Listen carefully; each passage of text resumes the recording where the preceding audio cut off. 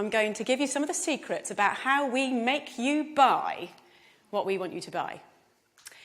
So as a marketer, when I'm first giving you a product, what's my job? Well, my job is to make you want it, to crave it, to need it, to think that it is the best innovation in food since sliced bread. But how do we do it? Well, I'm going to give you a really big example later that I'm going to break right down for you. But let's just start by looking at a few fun little things. So here we have Shreddies, an old favourite, been around for years, very popular in the UK and Canada.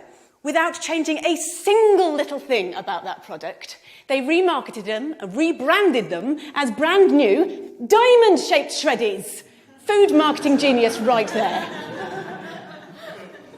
In the 1950s, there was a very important innovation in food. The instant mix cake, one of my personal favourites. When they were first brought out, all you needed to do was to add a little bit of water. Who's not going to love that? Well, actually, no one loved it. No one bought the bloody things. So they did a bit of research. And what they found was that the main consumer, the target consumer, the housewife, felt that it was cheating. They didn't want to pass off such an easy thing as their own baking to their partners, their husbands, their families, whatever. So what did the producers have to do? They had to make it harder. So now you had to add water and an egg. And sales exploded. But these examples, these are just chicken feed compared to what I really want to talk about tonight, and that is chickens and pigs and cows. So when we think about where chickens, etc. come from, we think about something a bit like that. That's also our instinctive idea, but we all know if we really think about it, if we think about it deeply, it's probably a little bit more like that. But that's a lot nicer. It's a lot more romantic. So how do we give you this impression? Well, there are 3 techniques that we use. The third of which is our secret weapon, and I am going to blow it for you tonight, so please stay primed for that. Let's look at technique number 1. Everybody believes what's on the label. So let's look at some examples. Some of my favourites, some of the ones I use all the time. I'll use farm fresh. I'll use 100% natural. I'll use butcher's choice. But what does that really actually mean? Well, truthfully, it doesn't mean very much. If we see that on the label, we feel a bit more confident. But let's have a look at what a farm really looks like. It probably looks like that. Now, this is a concentrated animal feeding operation. I'm going to run that past you again. It's a concentrated animal feeding operation. That's not going to look great on a label. Hence, we use farm fresh. Innovation number 2. This is what we use. We focus on progress. Intensive farming was born out of necessity. At the end of the Second World War, resources were extremely tight.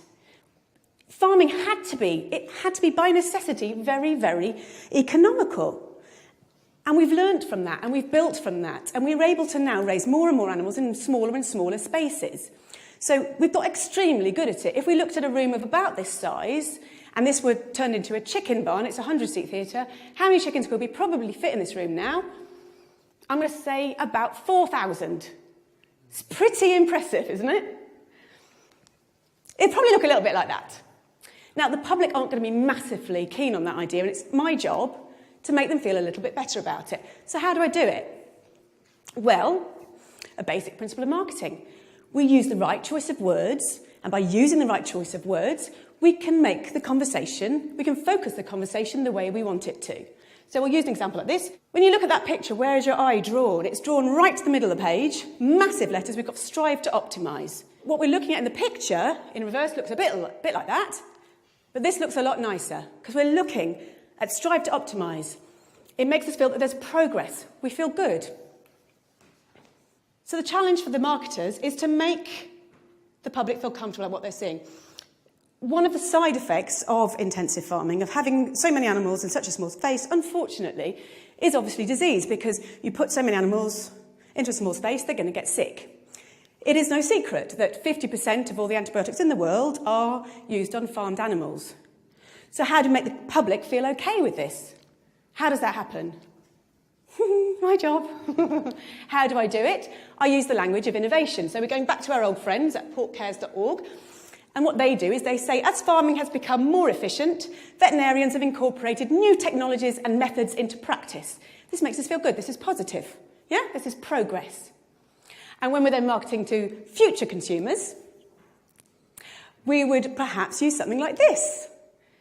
This is a colouring book. Pigs and pork. It's absolutely gorgeous. And what we're doing here is we're getting the children to focus on the fact that we're using innovation. So by bringing the pigs out from the muddy fields and into the clean barns, we're taking them away from all that nasty, dirty mud and all the diseases that are lurking there within. Positive. So onto our secret weapon. This is what we really need to focus on. So these two techniques alone, they are not going to work. We need a secret weapon, number 3. It is actually in this room right now. Secret weapon! It is you. So how do we do it? When you're in the supermarket, you don't want to think about where those products have come from. You don't want to think about how those animals have been reared, how they've been treated.